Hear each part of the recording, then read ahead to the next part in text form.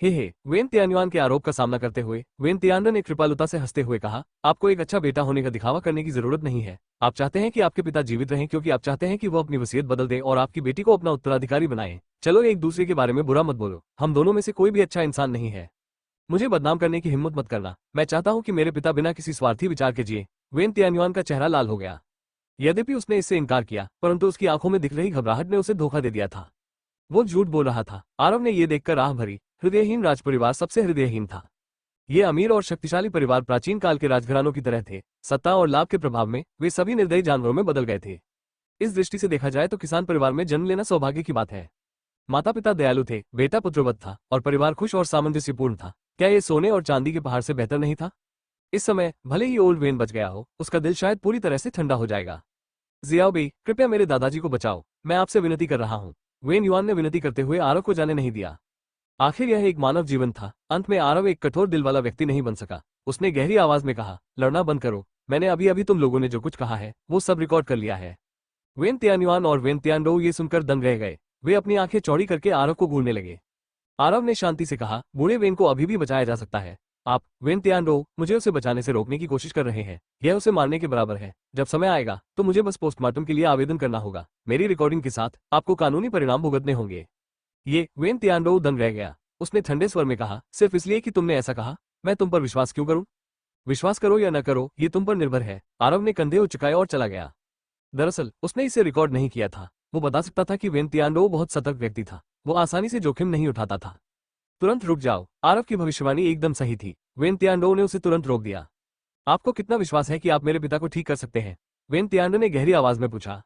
100%, आरव ने बिना किसी हिचकिचाहट के कहा। शेनोंग द्वारा तैयार की गई 100 जड़ी बूटियों की औषधि के कारण सभी प्रकार की बीमारियां उसके लिए कोई मायने नहीं रखती थी। क्या होगा अगर आप मेरे पिता को ठीक नहीं कर सकते और इसके बजाय उन्हें मार देंगे? वेन तियानडे की आंखों में अचानक ठंडक की झलक दिखाई दी। आरव ने शांतिपूर्वक कहा, तो फिर मैं सारे परिणाम भुगतूंगा। ठीक है, तो कृपया मैं देखना चाहता हूं कि आप इसका इलाज कैसे करेंगे। वेन तियानडो ने अपनी भौहें उठाई और डॉक्टर के साथ खड़े होने के लिए दीवार के कोने पर चले गए। आरव ने तुरंत 100 जड़ी बूटियों की औषधि की बोतल खोली और एल्डर वेन को पिला दी। उसी समय वेन तियान्युआन और वेन युआन आरव को देख रहे थे। इस अंतराल का लाभ उठाते हुए वेन तियानडो ने डॉक्टर के कान में फुसफुसाया, क्या तुमने वो किया है जो मैंने तुम्हें करने के लिए कहा था? डॉक्टर ने सिर हिलाया और कहा, चिंता मत करो दूसरे मास्टर, मैंने बूढ़े आदमी की दवा में कुछ अतिरिक्त तत्व मिला दिए हैं। ड्रैगन सिटी के सबसे अच्छे डॉक्टर भी उसे नहीं बचा पाएंगे। इस बच्चे की तो बात ही छोड़िए। अच्छा, बहुत अच्छा, जब मेरा बेटा वंश का उत्तराधिकारी बनेगा तो मैं उसे बहुत सारा इनाम दूंगा। वेन तियानडो के होंठ मुड़ गए और एक लालची मुस्कान प्रकट हुई। तो फिर मैं आपको पहले ही धन्यवाद देता हूँ द्वितीय मास्टर, डॉक्टर ने नौकर के भाव से बार बार सिर हिलाया। लेकिन वेन तियानडो और डॉक्टर सदमे की हालत में आ गए। उनकी आंखें लगभग बाहर निकल आईं। तारानकन खांसी खांसी तारानकन लगातार सूखी खांसी के साथ एल्डर वेन जाग गए। ओह, मैं फिर से नरक के द्वार के चारों ओर टहलने लगा।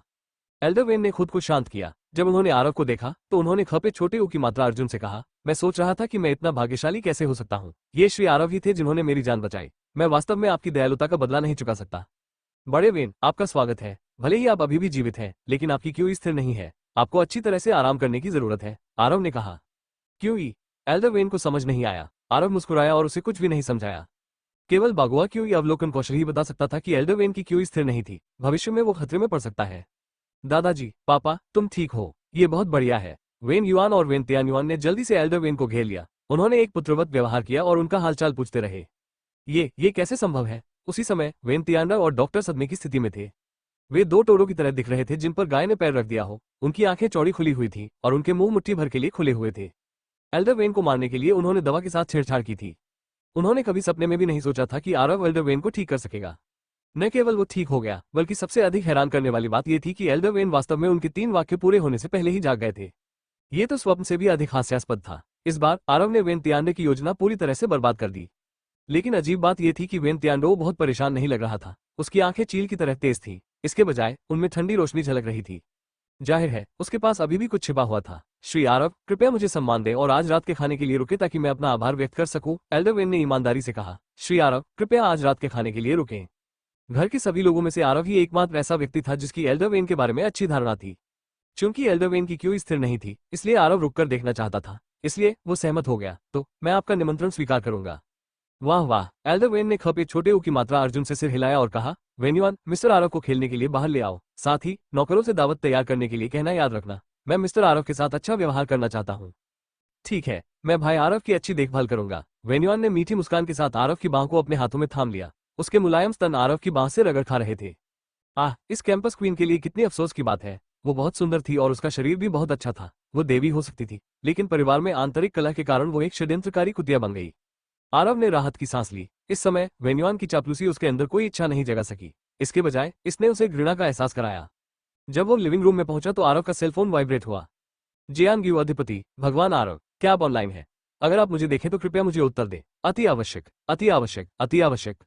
आरव वेन्युआन का सामना नहीं करना चाहता था, जो एक षड्यंत्रकारी कुतिया थी। इसलिए उसने एक बहाना ढूंढा और कहा, क्या यहाँ कोई शांत जगह है? मुझे एक फोन कॉल करना है। पिछवाड़ा शांत है, मैं तुम्हें वहां ले चलूंगा, वेन्युआन ने कहा। आरव ने अपना सिर हिलाया और कहा, मैं अकेले ही जा सकता हूँ, ये फोन कॉल निजी है, मेरा पीछा मत करना। ठीक है, वेन्युआन ने सिर हिलाया। आरव सीधे पिछवाड़े में चला गया। आखिर यह एक अमीर परिवार का बगीचा था। ये पहाड़ों और पानी से घिरा हुआ था। यह एक छोटे से जंगल जैसा लग रहा था। आरव ने नरम घास का एक टुकड़ा ढूंढा और उस पर लेट गया। उसने अपना सेलफोन निकाला और जियाग्यू को जवाब दिया। विजेता जियाग्यू, मैं महान देवता से 30,000 योग्यता अंक उधार लेना चाहूंगा। आरव, आपको इतने सारे योग्यता अंकों की आवश्यकता क्यों है? मुझे अभी कुछ समय पहले ही 30,000 मेरिट पॉइंट मिले हैं। जियांग्यू अब मुझे क्यों ढूंढ रहा है, और वो इतनी जल्दी में क्यों है? विजेता जियांग्यू, मुझे अभी भी 30,000 योग्यता अंक की आवश्यकता है, इससे पहले कि मैं नरक के राजा से किसी और के शरीर में पुनर्जन्म का मौका मांग सकूं। किसी अन्य शरीर में पुनर्जन्म? आरव ने चेहरे पर उलझन भरी नजर से स्क्रीन की ओर देखा। सबसे पहले उनके दिमाग में दो शब्द आए, स्थानांतरण। जियांग्यू की आत्मा एक बेकार कचरे के शरीर में स्थानांतरित हो गई और वापस आ गई। क्या यह किसी वेब उपन्यास का कथानक नहीं है? आरव, आखिर क्या हो रहा है? जियांग्यू, भगवान, आपको पता होना चाहिए कि हम आत्माओं के लिए अंडरवर्ल्ड में प्रशिक्षण के दौरान योग्यता अंक प्राप्त करना बहुत कठिन है, लेकिन अगर मैं किसी अन्य शरीर में पुनर्जन्म ले सकूं, तो मैं नश्वर दुनिया में पुण्य अर्जित करने में सक्षम हो जाऊंगा। इस तरह मेरे पृथ्वी देवता बनने की संभावना काफी बढ़ जाएगी। आरव, ओह, मैं समझ गया। लेकिन जियांग्यू, अब मैं समझ गया। 30,000 मेरिट पॉइंट कोई छोटी रकम नहीं है। यदि आप मुझे पुण्य अंक उधार देने को तैयार हैं, तो मैं दूसरे शरीर में पुनर्जन्म लेने के बाद तब तक आपका अनुयायी बन जाऊंगा जब तक कि मैं सभी पुण्य अंक वापस नहीं कर देता। लानत है, क्या बकवास है। स्क्रीन पर संदेश देखकर आरव का सिर सुन्न हो गया। उसका खून खोल रहा था।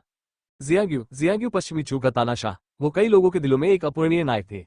उनमें पहाड़ उठाने की ताकत थी और उनका आभामंडल अद्वितीय था। पश्चिमी चू का तानाशाह स्वर्ग और पृथ्वी को निगल सकता था।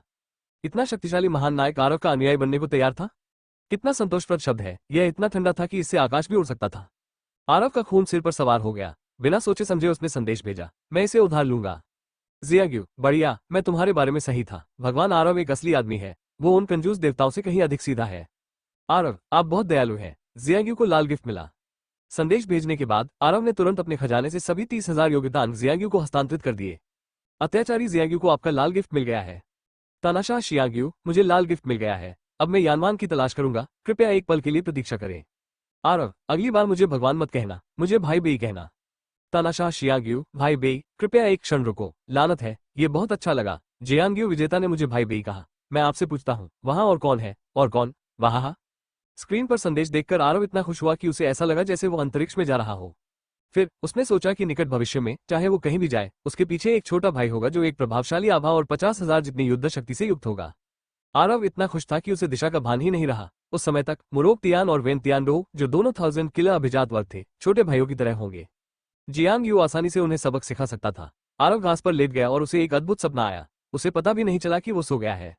जब वो जागा तो 2 घंटे बीत चुके थे। डिंग, संदेश प्राप्त होते ही उसका फोन वाइब्रेट हुआ।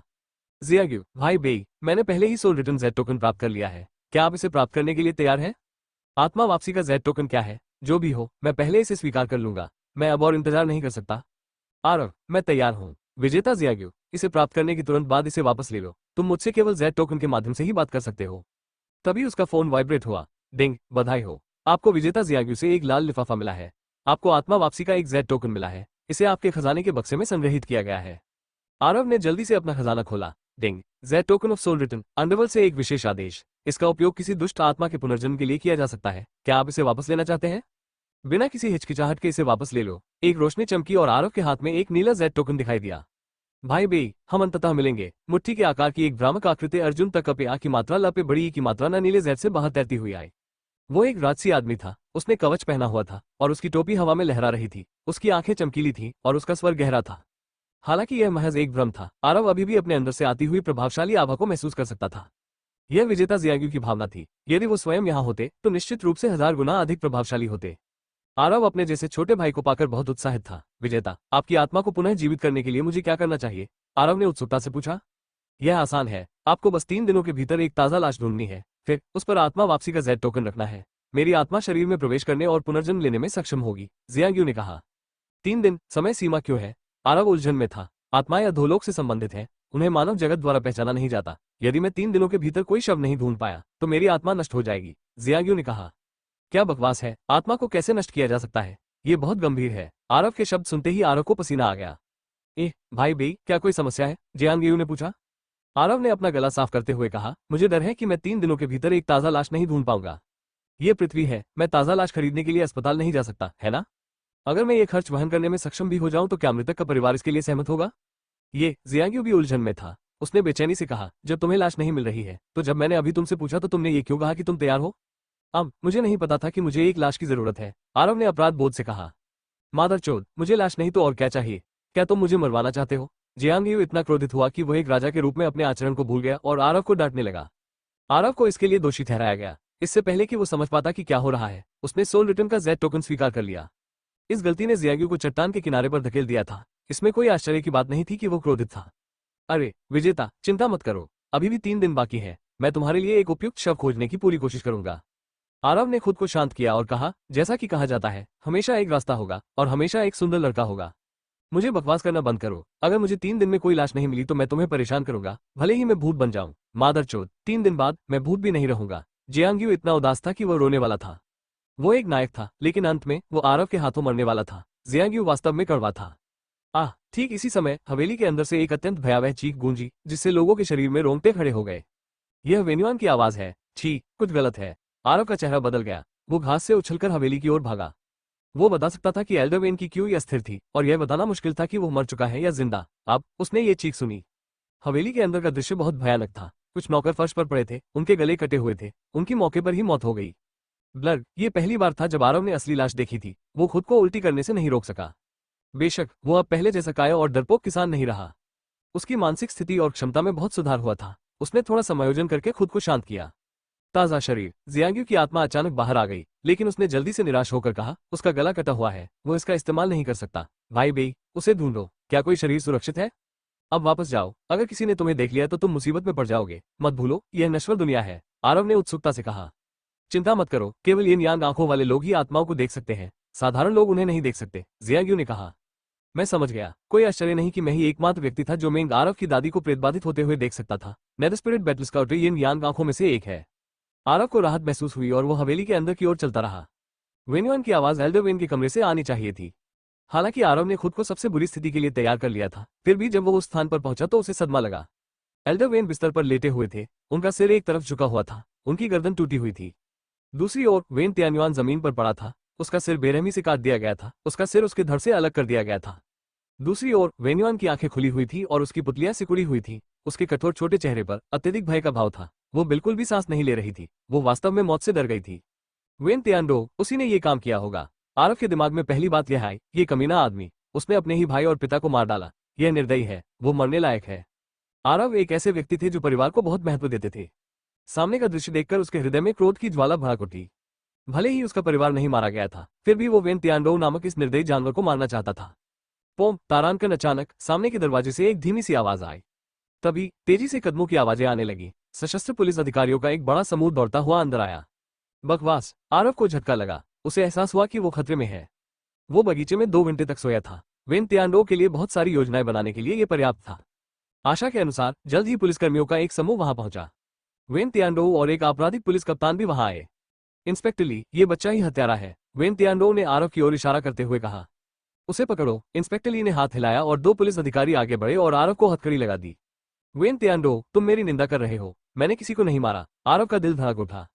हे, अब जब तुम रंगे हाथों पकड़े गए हो तब भी तुम इनकार करना चाहते हो? वेन तियानडो ने ठंडे स्वर में कहा, बस अपने भाग्य को स्वीकार करो। अपने अगले जन्म में अधिक चतुर बनना सीखो। उन चीजों में हस्तक्षेप मत करो जिनमें तुम्हें हस्तक्षेप नहीं करना चाहिए। हे जानवर, कितना भयावह। आरव क्रोधित हो गया। अब जब बात यहाँ तक पहुंच गई है तो हत्या का अपराध निश्चित रूप से केवल उसी पर लगाया जाएगा।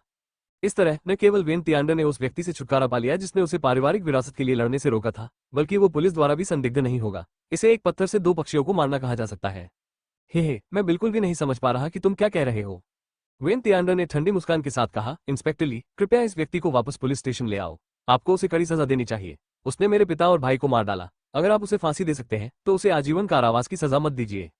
चिंता मत करो बॉस वेन, इस बच्चे ने इतने लोगों को मारा है कि उसे 10 बार फांसी देना ही काफी है, इंस्पेक्टर ली ने चापलूसी भरी मुस्कान के साथ कहा। उसकी नजर में वेन तियांडो पहले से ही वेन संगठन का नेता था, उसे उसकी चापलूसी करनी थी। इसके बाद आरव को वापस पुलिस स्टेशन लाया गया और बंद कर दिया गया। भाई बेई, मुझसे कुछ कहो। तुम यहाँ तक आते आते इतने उदास हो गए हो, तुम ऐसा नहीं होने दे सकते। मेरी जिंदगी अभी भी तुम्हारे हाथों में है, तुम्हें खुद को संभालना होगा।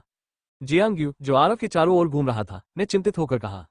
आरव ने गहरी सांस ली और गहरी आवाज में कहा, राजा, अब आपने स्थिति देख ली है, मुझे फंसाया गया है और मुझे मार दिया जा सकता है। अब केवल तुम ही मेरी मदद कर सकते हो।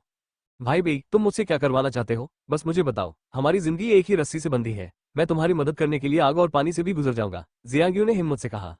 आरव ने सिर हिलाया और अपराध बोध से कहा, मेरी योजना के लिए आपको कुछ त्याग करने पड़ सकते हैं। भाई बेई, बस मुझे बताओ, इतना अस्पष्ट मत बनो। मैंने अपने पिछले जीवन में सभी प्रकार की चीजें देखी हैं, चलो इसे करते हैं, जियांग ने गंभीरता से कहा। अच्छा, आप सचमुच पश्चिमी चू के राजा हैं, आप बहुत साहसी हैं। आरव ने दिल से जियांग की तारीफ की। फिर उसने कहा, क्या तुम वहां जेल गार्ड को देख रहे हो, जाओ और उसका शरीर ले लो।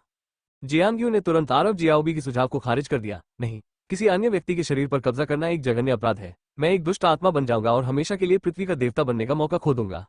चिंता मत करो, मैं केवल तुमसे अस्थायी रूप से उसका शरीर संभालने के लिए कह रहा हूँ। आरव ने कहा, आपको बस उस जेल गार्ड को अपने नियंत्रण में लेना है। फिर अपने पुनरुत्थान के जैद को मुर्दाघर में ले जाएं और उस मृत महिला को ढूंढें। उसका नाम वेन्युआन है। वो बहुत डर गई थी, उसका शरीर एकदम सही हालत में है और वो पीड़ितों में से एक है। जब तक आप पुनर्जन्म के लिए उसके शरीर का उपयोग कर सकते हैं, आप मेरे गवाह बन सकते हैं और मेरा नाम साफ कर सकते हैं। क्या? जियांग ने जब ये सुना तो वो क्रोधित हो गया। बाहर में जाओ तुम, मैं पश्चिमी चू का राजा हूँ। जियांग, तुम्हारी हिम्मत कैसे हुई मुझसे स्त्री के रूप में पुनर्जन्म लेने के लिए कहने की? शांत हो जाओ पश्चिमी चू के राजा, मैं सड़क के अंत में हूँ, केवल तुम ही मुझे बचा सकते हो, आरव ने उदास होकर कहा। फिर भी तुम मुझे औरत नहीं बना सकते, ये हास्यास्पद है, जियांग ने उदास होकर कहा। यह सही है, ये वास्तव में हास्यास्पद है, आरव ने आह भरते हुए कहा। केवल एक ही रास्ता है, मुर्दाघर में अन्य लाशें भी होनी चाहिए जो एकदम सही हालत में हो। अगर तुम वाकई एक महिला के रूप में पुनर्जन्म नहीं लेना चाहती हो तो तुम पुनर्जन्म के लिए एक लाश चुन सकती हो। आखिरकार मैं ही हूँ जो तुम्हें इस दुनिया में लाया है, चाहे कुछ भी हो, मैं तुम्हारी आत्मा को नष्ट नहीं कर सकता। आरव की बातें सुनकर जियांग चुप हो गया। उन्हें उम्मीद नहीं थी कि आरव इस महत्वपूर्ण क्षण में समझौता करने को तैयार होंगे। अब जब उसने इस बारे में सोचा तो उसे लगा कि यह सब आरव की उस इच्छा के कारण ही संभव हुआ था कि वो उसे 30,000 योग्यता अंक दे सके, जिसके कारण वो दूसरे शरीर में पुनर्जन्म लेने में सक्षम हुआ। इन सब की तुलना में क्या उसे आरव शियाओबी के लिए थोड़ा त्याग नहीं करना चाहिए? कोई आदमी कृतघ्न कैसे हो सकता है? मैं पश्चिमी चू का राजा हूँ जियांग, मैं तुम्हें कभी नहीं छोड़ूंगा, मैं इसे स्वीकार करूंगी भले ही मैं एक महिला बन जाऊं। जियांग चिल्लाया और नीली रोशनी की किरण में बदल गया, जेल गार्ड के शरीर में प्रवेश कर गया। पश्चिमी चू का कितना महान राजा, दुनिया के हीरो, न्यायपरायण। विशेष नोट, जियांग भविष्य में एक तानाशाह बन जाएगा, वो समलैंगिक नहीं होगा। चिंता मत करो और पढ़ना जारी रखो, इसके बारे में बहुत कुछ पढ़ लिया। क्या आपको नहीं लगता कि अपने भाई के लिए खुद को बलिदान करना एक अच्छा विचार है? तारानकन जेल प्रेरी ने गहरी सांस ली, उसकी आंखों में ठंडी नीली रोशनी चमक उठी। इसके बाद वो आरव की कोठरी की ओर चला गया, ठीक वैसे ही जैसे शैतान ने रिया की दादी को अपने वश में कर लिया था। जेल प्रेरी ने जियांग की आवाज में कहा, भाई बेई, मुझे पुनरुत्थान का जैद दे दो, मैं बाकी सब संभाल लूंगा। धन्यवाद भाई जी, मैं आपको बताता हूँ कि आपको किन बातों से सावधान रहना चाहिए। आरव ने पहले ही तय कर लिया था कि चाहे कुछ भी हो जाए, जियांग हमेशा उसका भाई रहेगा। मुर्दाघर, 3 बड़े शब्द बहुत स्पष्ट थे। जियांग गलत जगह नहीं जाएगा। इस अंधेरी जगह पर कोई पहरा नहीं था, जेल प्रेरी होने की वजह से वो आसानी से अंदर घुस सकता था। वेन्युआन, मिल गया। मुर्दाघर में बहुत सारी अलमारियां थीं। जियांग ने अलमारियों पर लिखी जानकारी देखी, जल्द ही उसे अपना लक्ष्य मिल गया। तारानकन, उसने अलमारी बाहर खींची, उसके अंदर वेन्युआन की लाश पड़ी थी। मादरचोद, मैं अपने पिछले जन्म में एक पुरुष था, मैंने कभी नहीं सोचा था कि मैं इस जीवन में एक महिला के रूप में पुनर्जन्म लूंगा। ठीक है, मेरे भाई के लिए मैं सब कुछ जोखिम में डालने जा रहा हूँ। जियांग ने अपना मन बनाया और पुनरुत्थान का जैद निकाल लिया। उन्होंने वेन्युआन की छाती पर जैद पदक रखा और एक क्षण बाद 9 पाताल लोकों से उत्पन्न एक रहस्यमय ऊर्जा मुक्त हुई। गहरे नीले रंग की रोशनी अनगिनत प्राचीन अक्षरों में बदल गई। ये किसी तरह के मंत्र की तरह लग रहा था, लेकिन यह एक अनुष्ठान जैसा भी लग रहा था। जब ये शब्द धीमे पड़ गए तो जियांग की आत्मा जेल प्रेरी के शरीर से बाहर निकली और वेन्युआन के शरीर से चिपक गई। अगले ही पल वेन्युआन नहीं, जियांग की आंखें धीरे धीरे खुली। उसकी आंखें अब भी बहुत खूबसूरत थीं, लेकिन वो मोहक रूप अब नहीं रहा, उसकी जगह एक फीकी दबंग आभा ने ले ली थी। इस क्षण के बाद से वो जियांग थी, वह पुनर्जन्म हुआ। अरे बाप रे, मैं यहाँ क्यों हूँ? जेल प्रेरी को अभी होश आया ही था कि उसने खुद को मुर्दाघर में देखा। अलमारी खुली थी और मृत महिला ने अपनी आंखें खोल ली थी। ये ओह, बेचारे जेल प्रेरी का दिल धड़क उठा। अभी उसे होश आया ही था कि वो फिर से डर के मारे बेहोश हो गया। कितना काय है, जियांग ने गुस्से से बड़बड़ाया, लेकिन वो खुद अचंभित था। उनकी मूलतः गहरी और चुंबकीय आवाज पूरी तरह बदल गई थी। ये बहुत कोमल, मीठा और विशेष रूप से कानों को सुखद लगने लगा। मादरचोद। जियांग्यू के चेहरे पर एक पीड़ा भरी अभिव्यक्ति थी जब उसे अचानक कुछ याद आया। सहज रूप से उसने हाथ आगे बढ़ाया और अपनी जान को छुआ। ये खाली था। अंडा कहाँ था? अब से मैं अपनी गेंदों को और अधिक चोट नहीं पहुंचाने दूंगा। अरे बाप रे, हे धरती माता, तुम्हारे पिता वास्तव में एक भयानक आका अर्जुन या कुत्ता है। जियांग यू खुद को रोक नहीं सका और एक लंबी चीख निकाली। उसका विश्व दृष्टिकोण पूरी तरह से बिखर गया। अफसोस था कि अब वहां कोई आईना नहीं था, वरना उसे यह देखकर आश्चर्य होता कि उसका सुंदर चेहरा, जवान आवाज के साथ जब वो गंदे शब्द बोलता था तो एक तरह का प्यारा सा एहसास होता था। रहने भी दो, रहने भी दो, मैं एक अदम्य साहस वाला सच्चा आदमी हूँ। भले ही उसे घुटने टेकने पड़े, उसे उस रास्ते पर चलना ही था जो उसने चुना था। भले ही मैं एक महिला हूँ, फिर भी मैं एक अदम्य आत्मा वाला असली आदमी बनना चाहता हूँ। जियांग्यू की मनस्थिति बहुत मजबूत थी। इस छोटे से बदलाव से वो विचलित नहीं हुआ। उसने जल्दी से अपनी मनस्थिति को समायोजित किया और अगले स्थान की ओर चल पड़ा। निदेशक का कार्यालय। आरव के अनुमान के अनुसार इंस्पेक्टर ली को वेन तियानडो ने रिश्वत दी थी। अगर वो मामले को पलटना चाहता था तो उसे निर्देशक की तलाश करनी होगी। तारांकन दस्तक दस्तक। तारांकन। जियांग्यू ने दरवाजा खटखटाया। वो खुद से कहता रहा, मैं वेन्युआन हूँ, मैं वेन्युआन हूँ। अंदर आए। कार्यालय से एक सुस्त आवाज आई। जियांग्यू ने दरवाजा खोला और अंदर चला गया। आरव द्वारा सिखाई गई पंक्तियों का उपयोग करते हुए उसने कहा, निर्देशक अंकल, आपने गलत व्यक्ति को पकड़ लिया है। तुम अभी भी जिंदा कैसे हो? निर्देशक लियू क्वानफू चौंक कर उछल पड़े। उनके पैर कांप रहे थे और उनकी पैंट लगभग गीली हो गई थी। मैं मरा नहीं हूँ, मैं बस बेहोश हो गया था। जियांग्यू ने कहा, कृपया आरव को जाने दो, असली हत्यारा कोई और है। क्या कहा आपने? तुमने असली हत्यारे को देखा? लियू ने भौहें सिकोड़ी। उसकी अभिव्यक्ति बहुत अस्वाभाविक थी।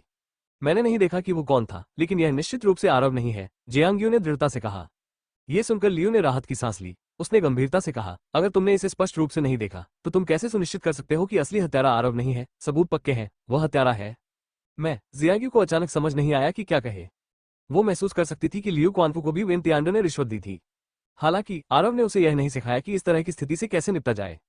मुझे परवाह नहीं है, आरव हत्यारा नहीं है, तुम्हें उसे जाने देना होगा। जियांग्यू का स्वभाव बहुत खराब था। वो उससे तर्क करने की जहमत नहीं उठा सकती थी। वो दहाड़ उठी। यद्यपि वो क्रोधित थी, फिर भी उसकी आवाज नर्म और मधुर थी, मानो वो एक बिगड़ैल बच्चे की तरह व्यवहार कर रही हो।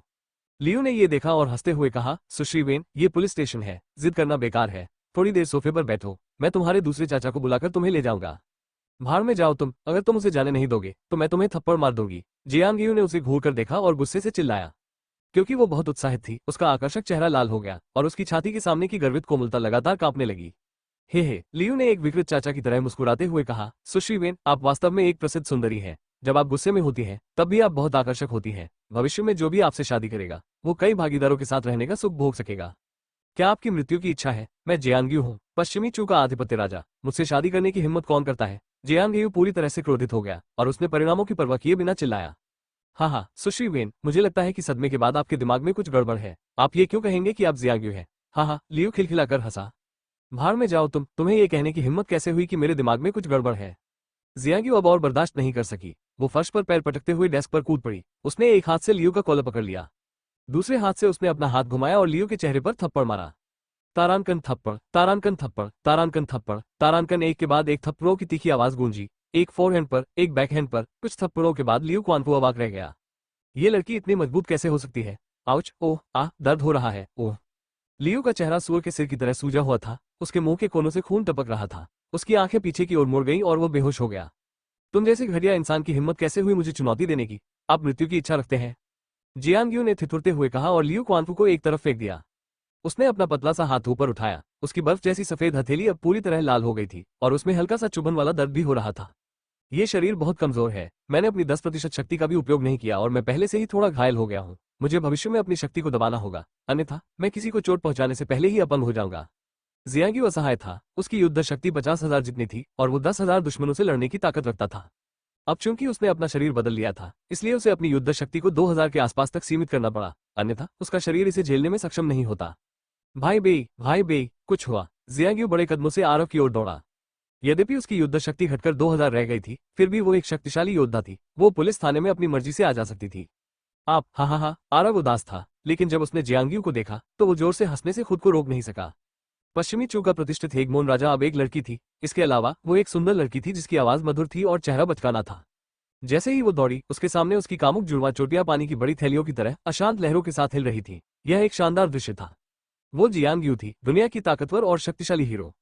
आरव इतना खुश था कि वो खुद को रोक नहीं पाया। ऐसा लग रहा था जैसे उसने अभी अभी गेहूं का बॉन्डर खाया हो। क्या बकवास है, मैं सिर्फ तुम्हारे लिए लड़की बनी और तुम अभी भी हंसने की हिम्मत रखते हो? जियांग्यू बहुत गुस्से में था, लेकिन उसकी आवाज अभी भी मधुर थी और उसका चेहरा प्यारा और मनमोहक था। भले ही वो गुस्से में थी, फिर भी उसमें एक अलग तरह का आकर्षण था। ठीक है, मैं अब और नहीं हंसूंगा। हाँ हाँ हाँ, नहीं, मुझे थोड़ी देर और हंसने दो। आरव अपना पेट पकड़कर इतनी जोर से हंसा कि वो लगभग जमीन पर लुढ़क गया। जितना चाहो हंसो, मुझे अब कोई परवाह नहीं है। जियांग्यू ने मुंह बनाया, पीछे मुड़ा और चला गया। नहीं नहीं नहीं, तानाशाह, मैं गलत था। वापस आओ और मुझे बताओ कि क्या हुआ। आरव ने जल्दी से खुद को शांत किया और जियांग्यू को बुलाया। यह मजाक करने का समय नहीं था। जियांग्यू बहुत वफादार थी, उसने सच में नहीं छोड़ा। उसने पलटकर आरव को सब कुछ बता दिया जो अभी हुआ था। मुझे उम्मीद नहीं थी कि वेन तियांडो के पास इतनी लंबी अवधि की योजना होगी। उसने पुलिस प्रमुख को भी खरीद लिया। आरव ने वेन तियांडा को घूर कर देखा और ठंडी हंसी में कहा, कितनी अफसोस की बात है। आप, वेन तियांडा, लोगों के दिल खरीद सकते हैं, लेकिन मैं, आरव, उन्हें नियंत्रित कर सकता हूँ। बावांग, क्या तुम ब्यूरो चीफ को यहाँ ला सकते हो? आरव ने पूछा। बावांग? बेशक, ये केक का एक टुकड़ा है। जियांग्यू ने अपनी छाती थपथपाई और अचानक उसे एहसास हुआ कि कुछ गड़बड़ है। जिस चीज को उसकी हथेली ने छुआ वो गोल और मोटा, मुलायम और उछाल भरी थी। तारानकन खांसी तारानकन वो स्तब्ध रह गई और उसका चेहरा लाल हो गया। उसे डर था कि आरव उसे देख लेगा, इसलिए वो जल्दी से पलटी और भाग गई। कुछ ही देर बाद वो कोमा में पड़े लियू क्वानफू को वापस ले आई। इसे लो और इसका आधा हिस्सा उसके चेहरे को धोने में इस्तेमाल करो, बाकी आधा हिस्सा उसे पीने के लिए दो। आरव ने 100 हर्ब्स पोशन की एक बोतल निकाली। ठीक है, जियांग्यू ने वैसा ही किया जैसा आरव ने कहा था। लियू क्वानफू के चेहरे पर 100 जड़ी बूटियों की औषधि लगाने के बाद उनका सूजा हुआ चेहरा तुरंत ठीक हो गया। उसी समय आरव ने अपने खजाने से एक स्वर्गीय कुत्ता बिस्किट निकाला। उसने शियांग्यू से कहा कि वह इसे कुचलकर लियू क्वानफू के मुंह में डाल दे। फिर उसने 100 जड़ी बूटियों की बची हुई औषधि लियू क्वानफू को पिला दी। भाई बेई, क्या तुम्हें नहीं लगता कि इस कूड़े के टुकड़े पर स्वर्गीय कुत्ते के बिस्किट का उपयोग करना बेकार है? जियांग्यू पहले भी 3 लोगों के लाल गिफ्ट समूह में रह चुका था, इसलिए उसने जो देखा उससे वह आश्चर्यचकित नहीं हुआ। यह कोई बर्बादी नहीं है। आरव ने अपना सिर हिलाया और कहा, ये Liu Quanfu green wine city police station का प्रमुख है। उसके पास बहुत शक्ति है। अगर वो वेन तियांडे के पक्ष में खड़ा होता है तो हम भविष्य में बहुत परेशानी में पड़ जाएंगे। इसके विपरीत, उसे अपना वफादार कुत्ता बनाने से उसे अनगिनत लाभ होंगे। ओह, तो ऐसा ही है। जियांग्यू ने सिर हिलाया, पूरी तरह समझे बिना। उसका आकर्षक छोटा सा चेहरा विशेष रूप से मनमोहक लग रहा था। जल्द ही लियू क्वानफू जाग गया, लेकिन ऐसा लग रहा था जैसे उसने अपनी आत्मा खो दी हो। उसकी पुतलियां खुली हुई थी और उसकी आंखें सुस्त थीं। क्या आप मेरे स्वामी हैं? लियू ने आरव को घूरते हुए पूछा। हाँ, मैं तुम्हारा मालिक हूँ। आज से तुम्हें मेरा आदेश मानना पड़ेगा। आरव ने सिर हिलाया। अगले ही पल लियू क्वानफू की पुतलियां सामान्य हो गई और उसकी आंखों में भी रोशनी आ गई। अभी वो आरव को देख रहा था। उसकी आंखें श्रद्धा से भरी थी, मानो वो अपने भगवान को देख रहा हो। जियांग्यू को अभी पुलिस स्टेशन ले आओ। मेरा नाम साफ करो और मुझे रिहा करो, आरव ने आदेश दिया। हाँ गुरुजी, लियू क्वानफू ने आदरपूर्वक कहा। आरव ने कहा, अब से मुझे भाई बेई कहना। हाँ भाई बेई, लियू क्वानफू ने सिर हिलाया और जियांग्यू के साथ चला गया। लगभग आधे घंटे बाद लियू क्वानफू ने जियांग्यू को पूरी कानूनी प्रक्रिया से गुजारा, साबित किया कि आरव दोषी नहीं है और उसे मौके पर ही रिहा कर दिया। आरव को फंसाने की वेन तियांदो की योजना पूरी तरह से उजागर हो चुकी थी। आरव ने भी मन बना लिया था कि उसे वेन तियांदो से बदला लेना है। इसके बाद आरव जियांग्यू को एक उच्च श्रेणी के रेस्तरां में ले गया। जियांग्यू अब एक देवी जैसी सुंदरता बन गई थी। वो जहां भी जाती, सबका ध्यान उसी पर होता और उसे देखने वालों की संख्या बहुत ज्यादा होती। इससे वो बहुत असहज हो गई। उसी समय उसके आसपास के सभी पुरुष आरव को ईर्ष्या और जलन से देख रहे थे। इससे आरव को बहुत असहज महसूस हुआ। हालांकि उसके बगल में खड़ी महिला वास्तव में एक देवी थी, लेकिन उसकी आत्मा एक पुरुष की थी। अन्य लोगों की नजर में आरव और जियांग्यू एक बहुत ही अनुकूल जोड़ी थे, लेकिन आरव के दिल में यह भ्रम था कि उसे समलैंगिक बनाया जा रहा है। जब उसे याद आया कि उसने वेन्युआन को चूमा था, तो आरव को लगा जैसे उसने किसी असली आदमी को चूमा हो। उसके पूरे शरीर में रोंगटे खड़े हो गए। उसके दिमाग में 2 बड़े शब्द भरे हुए थे, समलैंगिक प्रेम। सौभाग्य से आरव को पूरा यकीन था कि वो एक सीधा आदमी है, बहुत ही सीधा किस्म का, और जियांग्यू निश्चित रूप से एक सीधा आदमी था। भले ही यह समलैंगिक प्रेम का भ्रम था, लेकिन ऐसा कोई तरीका नहीं था जिससे वे अंततः एक साथ हो सके। आरव और जियांग्यू ने राहत की सांस ली जब वे सबकी नजरों से दूर निजी कमरे में दाखिल हुए। मुझे बीच में बोलने के लिए खेद है, क्या मैं जान सकता हूँ कि ऑर्डर कौन दे रहा है? तभी एक वेट्रेस अंदर आई और धीरे से पूछा, उसे कुछ दे दो। आरव ने जियांग्यू की ओर इशारा करते हुए कहा, तुम क्या खाना चाहते हो? जो चाहो ऑर्डर करो। ठीक है। जियांग्यू ने मेनू लिया, उसे लापरवाही से पलटा और कहा, सब कुछ स्वादिष्ट लग रहा है। आरव ने इस बारे में ज्यादा नहीं सोचा। उसने अपनी निवेदनाद्य छवि को सक्रिय किया और वेट्रेस से कहा, मुझे मेनू में मौजूद हर चीज में से एक चाहिए। ये सुनकर वेट्रेस हैरान रह गई। वो कई वर्षों से यहाँ काम कर रही थी और यह पहली बार था कि उसे इतने उदार ग्राहक मिले थे। उसकी आंखें चमक उठी और वो बोली, वाह, ये युवा मास्टर अपनी प्रेमिका को इतना बिगाड़ता है। मैं ईर्ष्या कर रहा हूँ। मैं उसकी गर्लफ्रेंड नहीं हूँ। जियांग्यू ने टेबल पटक दी और खड़ी हो गई। उसका चेहरा गुस्से से लाल हो गया था। अभी नहीं, लेकिन भविष्य में, वेटर ने कमजोरी से कहा, फिर मेनू लेकर भाग गया, जिससे आरव और जियांग्यू असमंजस की स्थिति में रह गए। ऐसे दृश्य को केवल समलैंगिक शब्द से ही वर्णित किया जा सकता है। सौभाग्य से सभी प्रकार के स्वादिष्ट भोजन जल्दी से परोसे गए। जियांग्यू ने भोजन के साथ झगड़ा करना शुरू कर दिया और अजीब माहौल आखिरकार दूर हो गया। थोड़ी देर बाद लियू क्वानफू, जो अभी अभी काम से आया था, दौड़कर आया। दरअसल आरव यहीं उसका इंतजार कर रहा था। भाई बेई, इंतजार कराने के लिए क्षमा करें। लियू क्वानफू ने सम्मानपूर्वक कहा, ठीक है, बैठ जाओ। मैंने वेन तियांडर के ऑपरेशन में भाग नहीं लिया। उसने मुझे आपको हत्यारा बनाने और मामले को जल्द से जल्द बंद करने के लिए बस एक रकम दी थी। जब अपराध हुआ तो वेन तियांडो के पास कोई बहाना था, इसलिए मुझे नहीं पता कि हत्यारा कौन है। लियू क्वानफू ने ईमानदारी से कहा। आरव ठंडी हंसी हंसा और बोला, ये कैसी बकवास है। मुझे पूरा यकीन है कि वेन तियांडो ही इस सब के पीछे का मास्टरमाइंड है। भले ही उसने उन्हें खुद नहीं मारा हो, लेकिन उसने किसी को ऐसा करने का आदेश जरूर दिया होगा। यह एक संभावना है। वेन तियांडो ड्रैगन सिटी में मार्शल आर्ट का अभ्यास कर रहा है। मैंने सुना है कि इस बार वो अपने साथ 3 भाई लेकर आया है। वे सभी बहुत शक्तिशाली हैं, उनके लिए आम लोगों को मारना आसान है। लियो ने कुछ देर सोचा और कहा, लेकिन समस्या यह है कि घटनास्थल पर कोई सबूत नहीं बचा है। हम उन पर केवल संदेह कर सकते हैं, लेकिन उन पर आरोप नहीं लगा सकते। इस तरह का भाई हत्यारा और पिता हत्यारा जानवर जीने के लायक नहीं है। अगर कानून उसका कुछ नहीं कर सकता तो मैं कर दूंगा। आरव ने आरव को घूरते हुए दृढ़ निश्चय के साथ कहा। क्या भाई हत्या और पिता हत्या? जियांग्यू, जो एक ऑस्ट्रेलियाई झींगे से लड़ रही थी, ने अचानक अपना सिर उठाया और उत्साहित होकर कहा, वो आदमी कम से कम तीसरी पीढ़ी का खलनायक है। यदि हम उसे मार सके तो हमें बहुत सारे योग्यता अंक मिल सकते हैं। ठीक है, अब और समय बर्बाद नहीं करते, हम आज रात को ये करेंगे। उस आदमी के पास केवल 5000 लड़ाकू शक्ति है, तुम उसे एक थप्पड़ से भी नहीं मार सकते, आरव ने निर्णायक रूप से कहा। 5000? जियांग्यू दंग रह गई। उसने शर्मिंदगी से कहा, मेरा शरीर अब बहुत कमजोर हो गया है। मैं 2000 की युद्ध शक्ति भी इस्तेमाल नहीं कर सकती। मुझे डर है कि मैं उस जानवर के साथ अल्पावधि में कुछ नहीं कर पाऊंगा। आरव ने भौहें सिकोड़ते हुए असहाय भाव से कहा, तो हमें इसे अभी के लिए टालना होगा। वेन तियांडर को वेन संगठन को संभालने में व्यस्त होना चाहिए। हम इस समय का उपयोग प्रशिक्षण और अपनी ताकत बढ़ाने के लिए कर सकते हैं। ठीक है, चिंता मत करो, मुझे 1 महीना दो। वो जानवर 10 जिंदगियां देने पर भी नहीं मरेगा। जियांग्यू ने अपनी भौहें उठाई और आत्मविश्वास से कहा। हालांकि कोई भी उसके कोमल छोटे चेहरे को कैसे भी देखे, वो मनमोहक और सुंदर था। चलो इसे अभी के लिए एक तरफ रख देते हैं, तुम्हें खाना जारी रखना चाहिए। आरव ने जल्दी से नजरें फेर ली। अब उसकी हिम्मत नहीं थी कि वो जियांग्यू की तरफ देखे। वो परेशान हो गया। क्या होगा अगर वो जियांग्यू की सुंदरता का विरोध नहीं कर सका? एक सीधा आदमी समलैंगिक बन जाएगा। नहीं नहीं, समलैंगिक पुरुष सबसे घृणित है। आरव ने लियू की ओर मुड़कर पूछा, उस पुलिस वाली को क्या हो रहा है जो अचानक कहीं से अचानक आ गई? वो ड्रैगन सिटी के 6 डोर्स ऑर्गेनाइजेशन की एक वरिष्ठ निरीक्षक है। चूंकि दाफेग आभूषण डकैती मामले ने राष्ट्रीय स्तर पर सनसनी फैला दी थी, इसलिए वो व्यक्तिगत रूप से इस मामले को संभालने के लिए आए, लियू क्वानफू ने ईमानदारी से कहा। 6 डोर्स ऑर्गेनाइजेशन? आरव दंग रह गया। भाई बेई, आपने शायद इसके बारे में नहीं सुना होगा। 6 डोर्स ऑर्गेनाइजेशन एक राष्ट्रीय गुप्त संगठन है जो जियांगो मामलों से निपटता है, लियू क्वानफू ने कहा। ऐसा लगता है कि वो महिला मेरी सोच से कहीं ज्यादा शक्तिशाली है। मुझे उम्मीद है कि मैं उससे दोबारा नहीं मिलूंगा, आरव ने सोचा।